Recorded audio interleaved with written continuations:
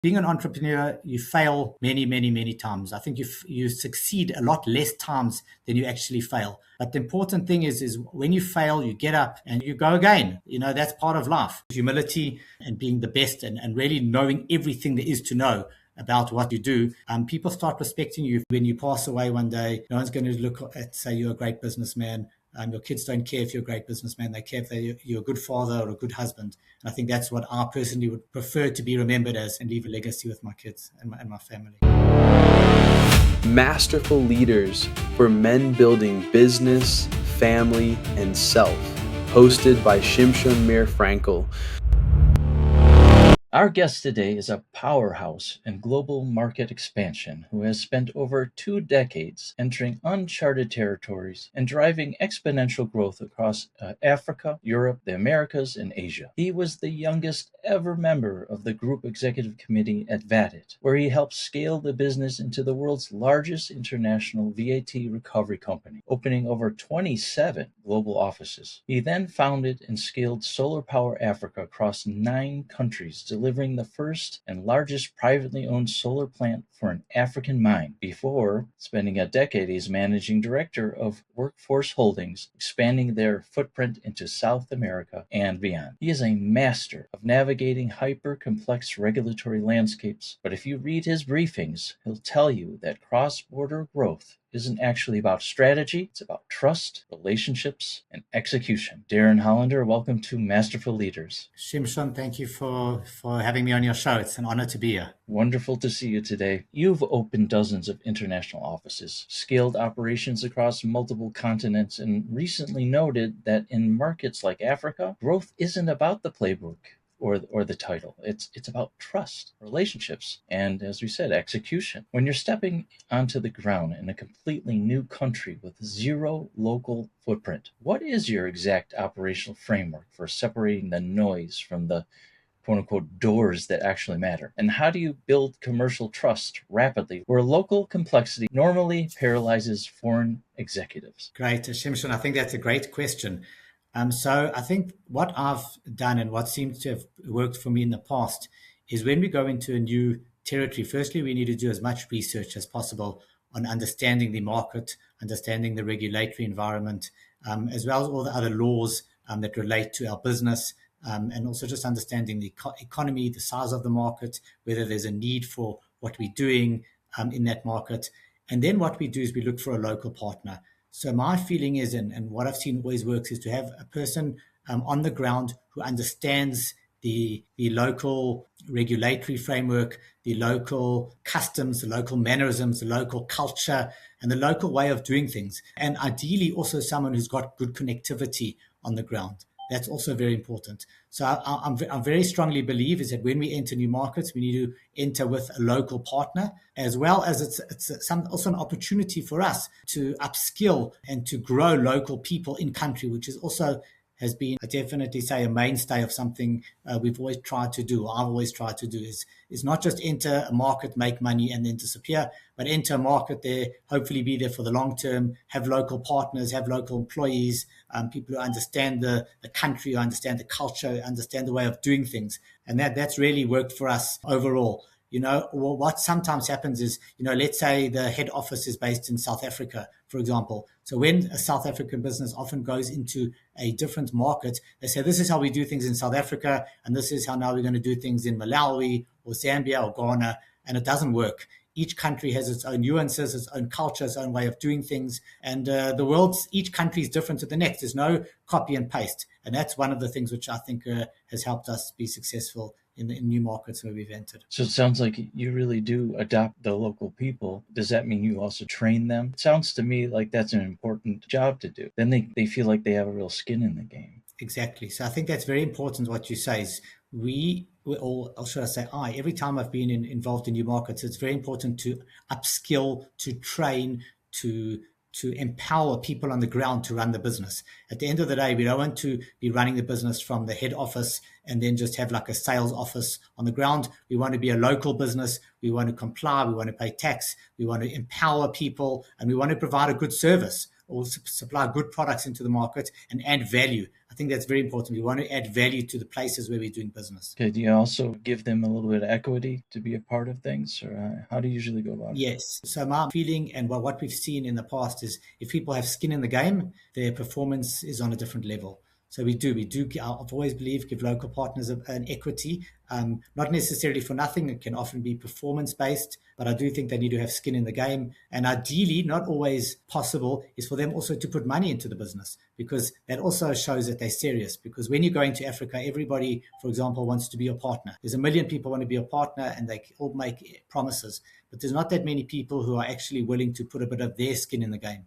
So that to me is also something which I look for. I look for when forming local partnerships in new territories. Your career has required immense global movement, including traveling to over 100 countries to establish international business channels. When you're operating at that level of high performance and constant transit, the mental and emotional toll it doesn't stop at the border. How do you establish strict relational boundaries and maintain a deeply present, grounded leadership role for your family when your physical and mental bandwidth is constantly split across multiple time zones and global operations? Great, Shimshon. That's a very good question and a very valid question because thank God I've got a family, I've got children, and I've got an amazing wife. I think who also is able to take on a lot when I'm traveling, which I spend a lot of my time doing. So I think that's also important to have someone at home, such as a good wife, a good partner, to be able to run things and to look after the kids when you're not available. But I think it's also one of the things I've always done is my family comes first. And I've always made time for my family. And sometimes I'll turn down deals. I will not travel maybe when I don't have to, but I always make time for my family. When I am available, when I am home, we sit down for supper every night and there's no cell phones or anything like that at the table. So we can actually engage and we can be present. Family is very, very important. And you need to actually make time to spend with family because otherwise what ends up happening is life just runs so quickly that you don't have time. Another thing which we do is we do have a small place by a river near about an hour's drive. So we make a time to go boating and we spend a lot of time where the kids are outside, away from devices, getting dirty, full of mud, and come home exhausted, doing things what kids do. So I think and you've got to make time for that because it's not always easy. I think family is very, very important and needs to be prioritized. I think in any person's life, you've got to realize what comes first. Business is important and it's really important and you need it actually to sustain your family. But at the end of the day, when you pass away one day, no one's going to look at say you're a great businessman. Your kids don't care if you're a great businessman. They care if you're a good father or a good husband. And I think that's what I personally would prefer to be remembered as and leave a legacy with my kids and my family. I love the fact that you say you take them to the river and you allow them to get dirty. Kids today are really missing out on that because they're on their devices all the time. They're not active. They're adding weight to their bodies, which of course is also messing with their minds. Intellectually, they're just lacking so much that we had when we were kids to be able to just get on your bicycle and disappear all day. Nothing was too far. Exactly. I agree with you totally. 100%. I think kids need to be outside, have fun, and be involved in what kids need to do instead of sitting on devices inside. I don't think it's good for the mind. I don't think it's good for the body. And it also destroys relationships. I think these days I've seen with kids, and thank God my kids are okay so far, but there's a lot of kids who don't know how to talk to other kids unless they're speaking via messaging on a phone, which is I think a real shame. What are you doing yourself for your own physical and mental fitness? That's a good question. So I'm actually a big long distance runner. I've run many marathons and ultra marathons. I've done the Comrades Marathon many times, which is a tough ultra marathon in South Africa. It's over 90 kilometers, which is about, I think, close to 60 miles. I run every single day. I make time for it because I think a healthy body is a healthy mind. I prioritize other parts of my religious life, which is very important, from praying to learning to studying to growing. So I think you need to be an all-rounded individual as much as you can. You hit massive executive milestones early, and becoming the youngest member of the group executive committee at VATID at just 29 years old, and later repeating that youngest member feat at Workforce Holdings. When you achieve that level of high-stakes corporate authority at a young age, it forces an accelerated evolution of your psychology. Right? It forces you to grow up. It forces you through the maturation process. Looking back at that 29-year-old executive versus the global leader you are today, how did you manage the internal pressure and potential imposter syndrome of commanding rooms filled with people decades older than you? And what is the core mindset shift required to sustain that level of intensity for 20 plus years without burning out? That's another very good question. You seem to have a lot of very good questions today. I think the first thing is often what I noticed is, especially when I was a little bit younger, due to my age, sometimes people they'd look at you and they wouldn't take you seriously enough. So I think it was always important. One thing which I focused on is becoming an expert in what I do, really being the best in what I do. And then once you have that knowledge and being the best and really knowing everything there is to know about what you do, people start respecting you for that. And I think that's really worked for me. Another thing I think I've also always had was an attitude that I can learn from everybody. So yes, I might have had some decent or quite high up positions at a young age, but it doesn't mean that I know it all. On the contrary, I definitely never knew it all. I still don't know it all. And I'm always trying to learn from the people that I work with. And even now, people younger than me, people older than me, from children, I believe you can learn something from everybody. And I think having that attitude also opens up people willing to engage you and respect you and give you the time of day. And that's worked quite well for me. And I strongly believe it. We can learn from everyone and we've got to keep learning. Even if we are experts in whatever field we're in, we might have a PhD or 3 PhDs, whatever the case may be, there's still more to learn. And we've got to have that openness to know that we don't know it all and that we can learn and grow. And even if it's a small thing from this person or from that person in all different areas in life, I think that's important. Just a fantastic tool that you're able to have that level of humility and wisdom in the sense that you're willing to learn from everyone. And I think it's also a powerful tool in terms of creating relationships, establishing relationships.